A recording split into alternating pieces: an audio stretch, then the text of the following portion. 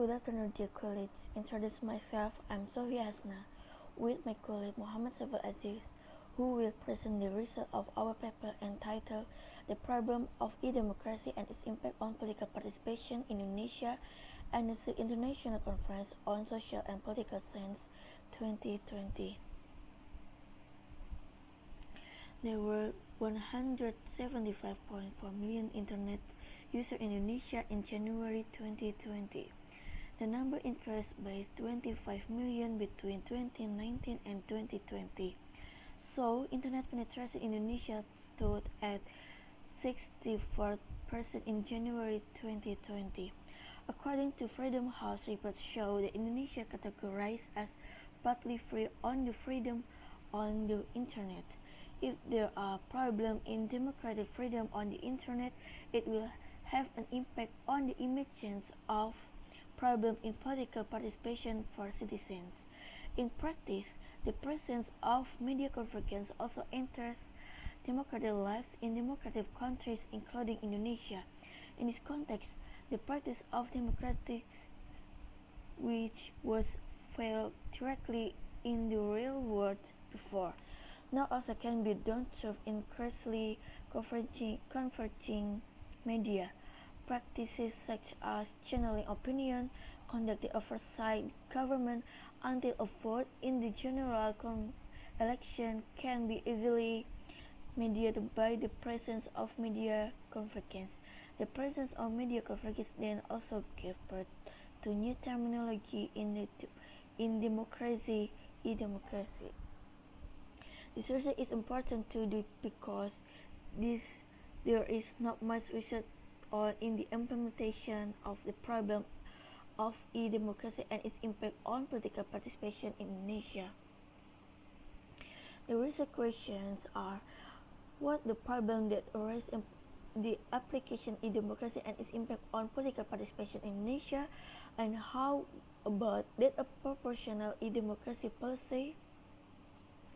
So, the literature review that we use in the research is used several theories, including a theory of democracy and public spheres and e-democracy and requirement for enhancing e-democracy dimension and political participation. So this research used a qualitative approach with a literature study method which focuses on taking various data from various related kinds of literature problems in practice, e-democracy and political participation in general, and is happening in Indonesia. Next, this slide.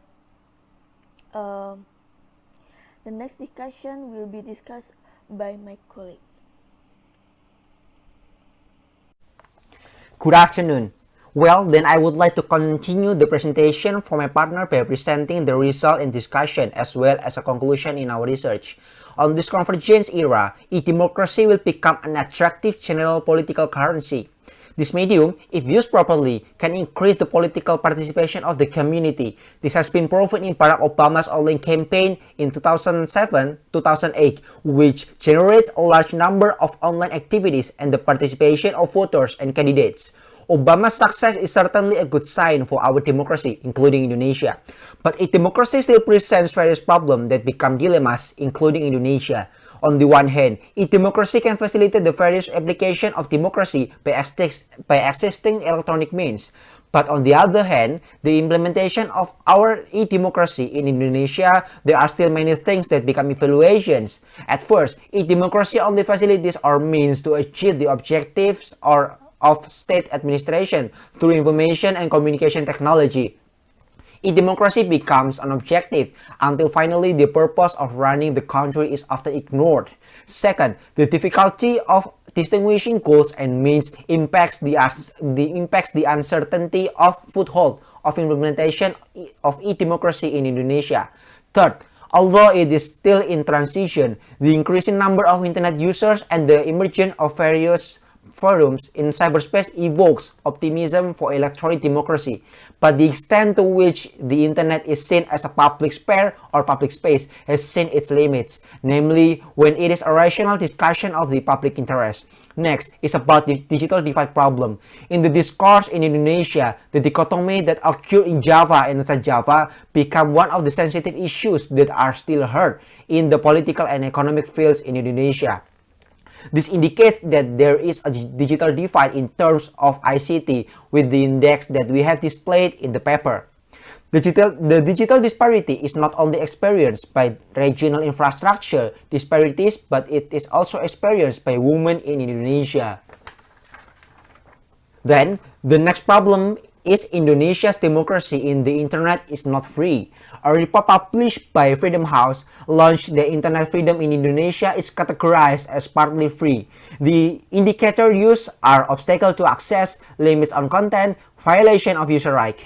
The example case in Indonesia is an activist, Dendi Laksono, who was caught in the rubber article of the ITE law because of a Twitter tweet questioning the riots in Jayapura and Wamena, Papua on September 22, 2019. As for to create proportional e-democracy policy, Indonesia needs a democracy policy that embraces the following principles, like there are 7 points as mentioned by OECD. And the conclusions are, Indonesia has a great potential to increase public political participation if it can make the most of its democracy.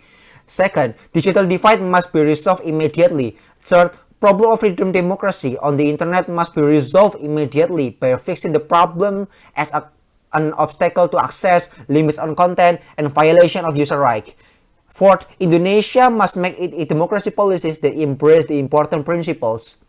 Well, that's all from our explanation. We hope this research can contribute to the development of existing science. Thank you. Good afternoon.